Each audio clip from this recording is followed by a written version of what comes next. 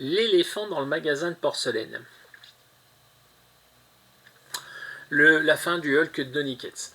Alors, deux choses. La première, c'est que, comme peut-être vous en avez entendu parler, Donny Cates a disparu des radars en fin d'année dernière, abandonnant plus ou moins tous ses projets en cours, et est réapparu récemment, et on a eu l'explication, c'est qu'il a eu un gros accident de voiture, il a perdu 6 mois de sa mémoire, de sa vie personnelle. Il a aussi eu un divorce, alors je ne sais pas si le divorce a eu lieu avant ou après l'accident, mais je crois que c'était avant. Donc autant dire que quand il a écrit ça, il n'était pas forcément dans un bon état, et en plus ça s'est arrêté violemment, puisque du fait de son accident, il n'a pas pu mettre les choses en place de la façon qu'il voulait. Tout le monde a critiqué ça. Alors on va être très clair, c'est pas aussi bon que le Immortal Hulk de Halloween. Il n'y a aucun débat là-dessus, qu'on soit très clair. Maintenant, est-ce que c'est si mauvais que ça? Eh ben moi je suis pas d'accord. C'est pas exceptionnel. Alors moi je trouve qu'on a un problème en France, et, sans doute moi le premier. Je pense qu'à partir du moment où on a eu un 17-18, quand on tombe à un 13-14, on est déçu. Et c'est légitime, parce qu'on avait un niveau d'excellence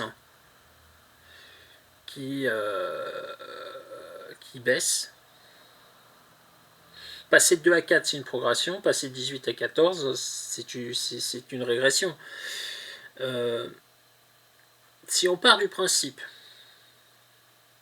que ça a été rushé, que ça a été fini par Ryan Otley, puisque Donny Cates n'était plus là pour finir l'histoire du fait de son accident, du fait que c'est une situation subie et pas choisie. Il n'a pas planté le titre comme ça, d'une façon voulue. Enfin, je pense pas qu'il ait voulu avoir un accident de voiture où une voiture lui rentre dedans et lui enlève 6 mois de sa vie. Sans parler des séquelles psychologiques, bien évidemment, puisqu'encore une fois, il a eu des problèmes de mémoire et beaucoup de choses. Ben moi, je trouve que c'est pas si mal. On sent qu'il y avait du potentiel pour s'étaler sur encore une dizaine, une quinzaine d'épisodes. Aller jusqu'au numéro 25, 30. Et ça aurait pu être pas mal. Ça aurait pu être pas mal parce que le vrai souci que j'avais par rapport au premier tome, c'est que le Hulk vaisseau tombait de plus ou moins de nulle part et qu'on n'avait pas l'explication. Et là, on a toutes les explications. Et les explications sont pas si stupides que ça. Et ça rebondit un petit peu sur ce que faisait Halloween dans Immortal Hulk, donc c'est pas non plus complètement déconnant.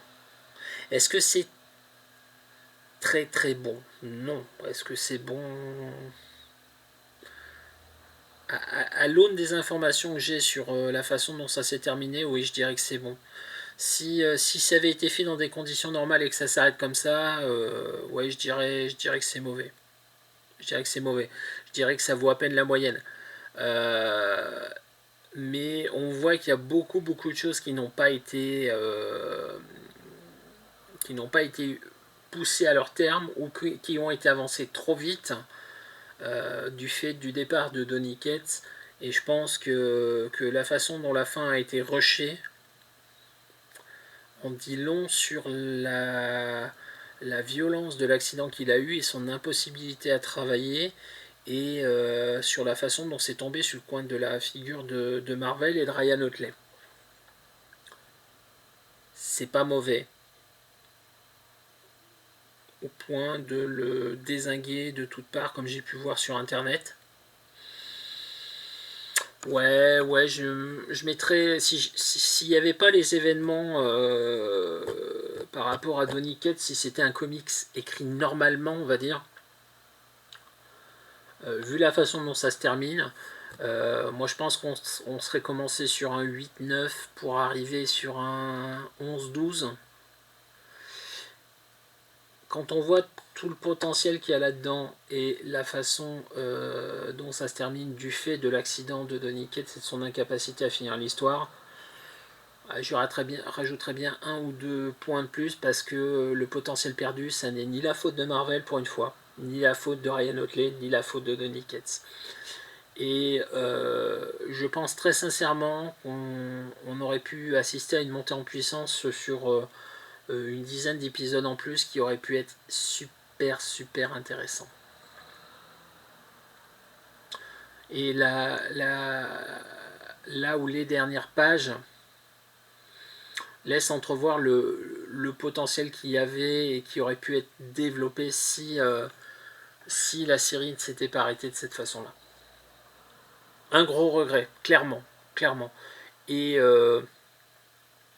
j'ai lu bien pire sur Hulk. Honnêtement, j'ai lu bien pire sur Hulk. C'est pas... J'ai lu nettement mieux, hein, soyons très clairs aussi.